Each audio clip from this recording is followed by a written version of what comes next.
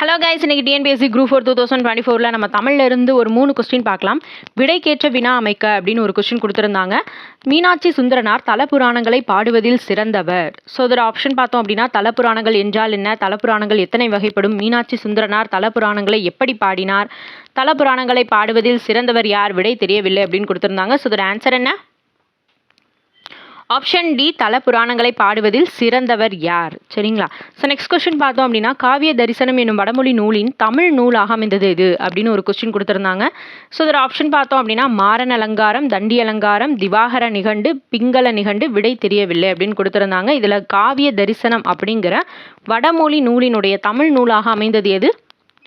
Option B, தண்டி அலங்காரம். சரிங்களா? So next question பார்த்தோம் அப்படின்னா, சொற்களை ஒழுங்குபடுத்தி சொற்றொடர் ஆக்குதல். ஸோ இதில் எது கரெக்டான சென்டென்ஸ் அப்படின்றத கேட்டிருந்தாங்க. ஸோ இதோட ஆன்சர் என்ன? ஆப்ஷன் பி, இகழ்வேந்தர் சேர்ந்து ஒழுகுவார். சரிங்களா? தேங்க்யூ.